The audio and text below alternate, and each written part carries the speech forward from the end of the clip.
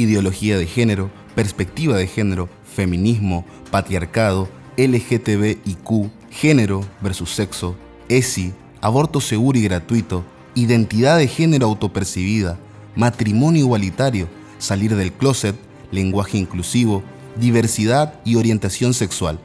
Son solo algunas de las palabras que hace apenas 8 años atrás empezaron a instalarse en la sociedad argentina, pero hace poco, solo 2 años que tomaron un mayor auge y presencia en los medios de comunicación, Ministerio de Salud y Educación, causando una acción y reacción no solo desde una mirada política y económica, sino también ética y religiosa. Se enarbolaron colores y banderas, se hicieron manifestaciones, se levantaron voces a favor y en contra, se debatieron temas desde cuándo un feto deja de ser un saco de células para constituirse en un ser humano, hasta el derecho de la autopercepción por sobre la biología. Lo cierto es que todo esto ya ha dejado de ser un debate para transformarse en la implementación de leyes con tintes ideológicos.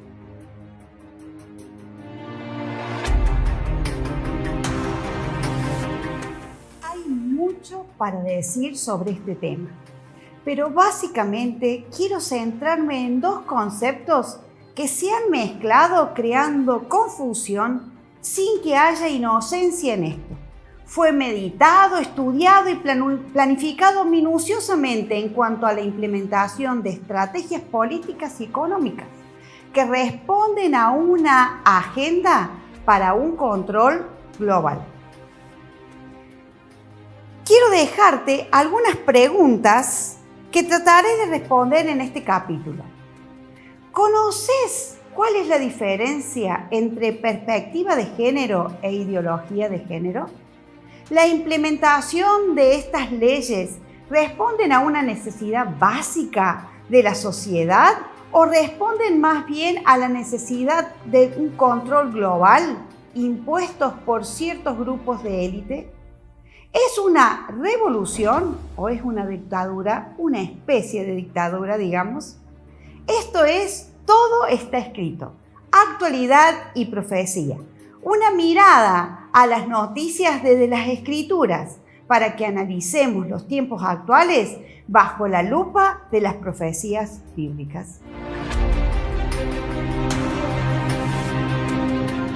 Este es un tema muy sensible que ya se ha instalado en nuestra sociedad. Quiero decirte que este programa bajo ningún punto de vista ataca ni discrimina a las personas en sí mismas. Las personas acá no están sujetas a juicio ni se pretende mirarlas a través de prejuicios religiosos. Lo que sí te propongo es que analicemos las ideologías que se mueven detrás de las personas. Las ideologías sí pueden ser cuestionadas y analizadas. Es parte de la libertad de expresión que tenemos como seres humanos. Podemos estar de acuerdo o no con ellas, y a eso se llama disentir, no discriminar. Eso es discrepancia, no intolerancia. Creo que es necesario hacer esta aclaración para que nada de lo hablado en este capítulo se lo tilde como contenido homofóbico, intolerante y discriminativo. Antes de abordar el tema ideológico en sí, es necesario marcar la diferencia entre ideología de género y perspectiva de género. Parece que fuese lo mismo, pero no lo son.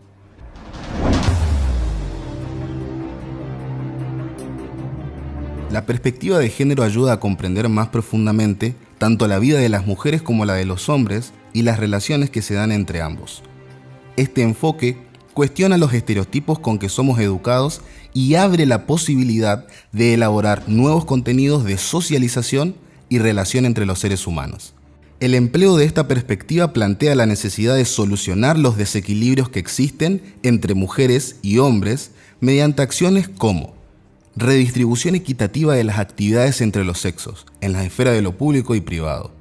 Justa valoración de los distintos trabajos que realizan mujeres y hombres. Modificación de las estructuras sociales, los mecanismos, las reglas, prácticas y valores que reproducen la desigualdad. El fortalecimiento del poder de gestión y decisión de la mujer. La importancia de la aplicación de la perspectiva de género radica en las posibilidades que ofrece para comprender cómo se produce la discriminación de las mujeres y las vías para transformarla.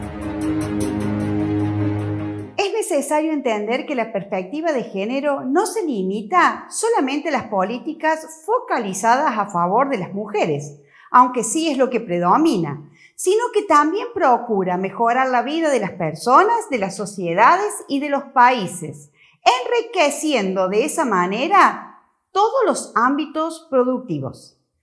Hecha esta aclaración, vamos al tema que nos concierne. Para ellos necesitamos conocer qué es la ideología de género. La ideología de género es una corriente de pensamiento que básicamente plantea lo siguiente: no se nace hombre o mujer. No nacemos con un sexo determinado biológico, anatómico y cromosómicamente, sino que éste se aprende y construye social y culturalmente, denominándose de esa manera género.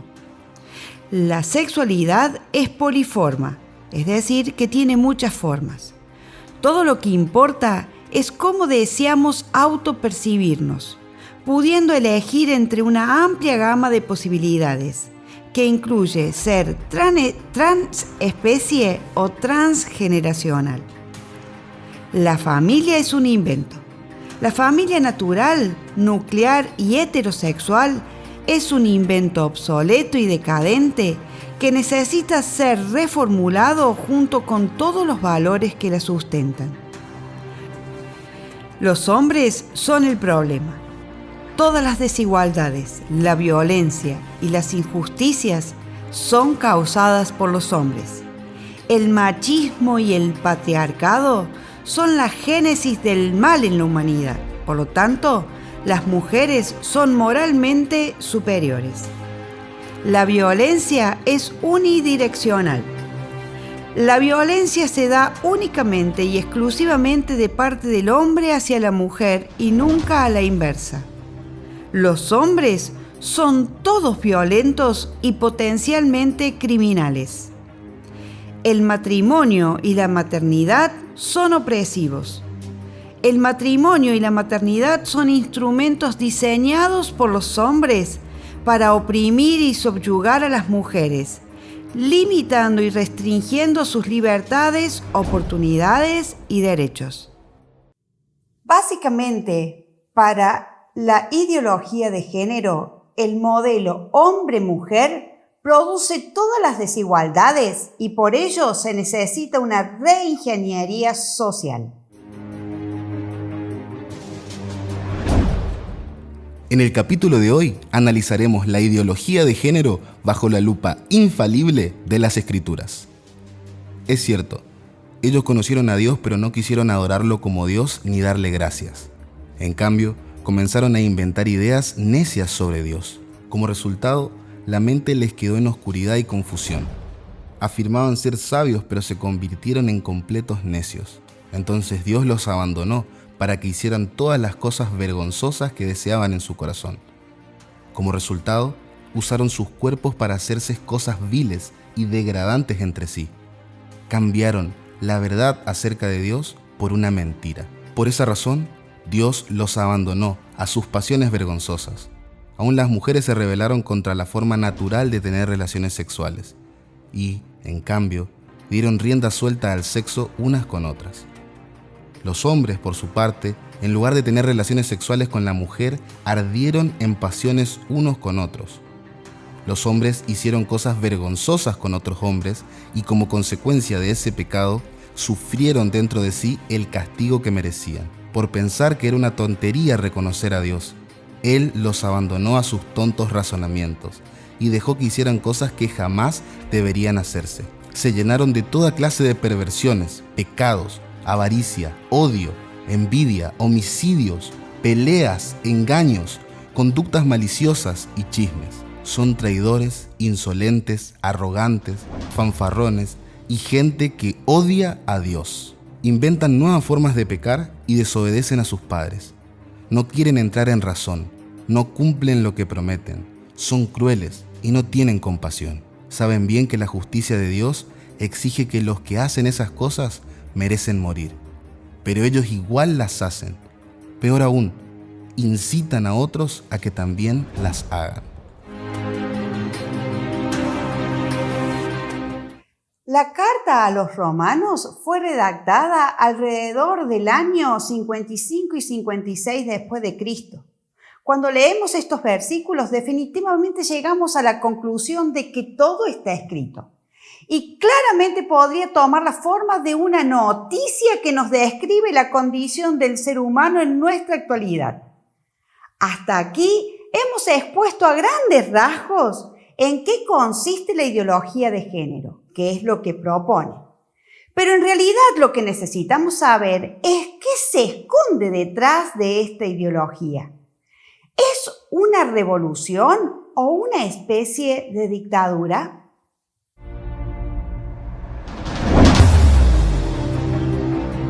Ideología de género como agenda de control. Según Ángela Aparici Miralles, en el desarrollo del tema ideología de género de la naturaleza a la cultura, cita que en los últimos años la ideología de género se ha difundido a nivel político y jurídico con una gran celeridad. Una de sus notas más destacadas es la negación de cualquier relevancia personal, social o jurídica al dato biológico del dualismo sexual varón-mujer.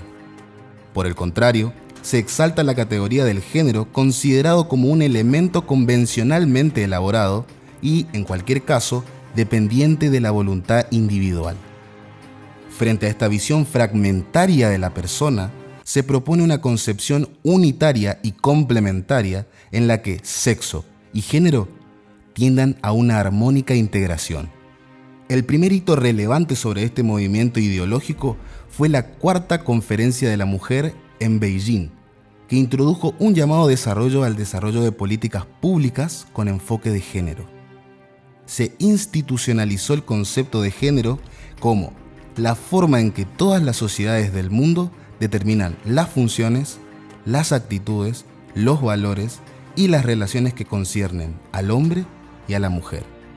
Mientras el sexo hace referencia a los aspectos biológicos que se derivan de las diferencias sexuales, el género es una definición de las mujeres y los hombres construidos culturalmente y con claras repercusiones políticas. El segundo hito relevante para la configuración transnacional de este movimiento fue la Declaración de los Principios de Yogyakarta, que estableció los estándares legales para el reconocimiento de la identidad de género autopercibida. Una revolución es un cambio social fundamental en la estructura de poder o la organización que toma lugar en un periodo relativamente corto o largo, dependiendo la estructura de la misma. Surge desde las masas hacia los sectores del poder. La definición de dictadura hace referencia a un sistema gubernamental en donde todos los poderes de un Estado se encuentran centralizados en una persona, en su defecto en un grupo de ellas, partidos políticos o institución. Una de las características de un dictador consiste en no permitir que se opongan a sus decisiones o ideas y en ejercer dominio y control total sobre los demás que piensen diferente a ellos. La ideología de género se impone en la sociedad y tiñe todos los poderes que deberían garantizar la libertad de expresión y de acción de todos sus ciudadanos. La educación y la salud hoy están regidas por leyes absolutistas que coartan y callan las voces que discrepan con dicha ideología. La ESI expone a los niños desde temprana edad a la práctica de esta ideología, silenciando el derecho de los padres, docentes e instituciones a disentir sobre dicha enseñanza. ¿Qué decir de la salud pública, donde los médicos son obligados a romper el juramento hipocrático y practicar abortos en nombres de la libertad, la diversidad, la inclusión y la apertura mental progresista? Es imposible no notar un avasallamiento a la libertad de pensamiento ideológico. La discriminación y la violencia se enarbolan como banderas hacia todo lo que no sea la aceptación absoluta de los antivalores impuestos por dicha ideología. ¿Te preguntaste qué se esconde detrás de esto? ¿Quiénes son los que realmente se benefician? ¿Responderá a políticas de control? ¿Para qué es la urgencia de un pensamiento ideológico global? Otra vez, la realidad nos habla demasiado fuerte. No quiero dejarte con la impresión de que todo está perdido, porque hay esperanza para los hijos de Dios. Jesús dijo: ustedes son la sal de la tierra, pero ¿para qué sirve la sal si ha perdido su sabor? Ustedes son la luz del mundo, como una ciudad en lo alto de una colina que no puede esconderse. Nadie enciende una lámpara y luego la pone debajo de una canasta. En cambio, la coloca en un lugar alto donde ilumina a todos los que están en la casa. De la misma manera, dejen que sus buenas acciones brillen a la vista de todos, para que todos alaben a su Padre Celestial. La sal en la antigüedad se usaba para darle sabor y para la preservación de los alimentos. La sal frena la corrupción. Somos sal levantando la voz por aquellos que no pueden, denunciando la perversión que se esconde tras una ideología, involucrándonos en la educación política y en la salud tanto pública como privada. Somos luz cuando mostramos la forma que Dios tiene de hacer política, educación y salud pública.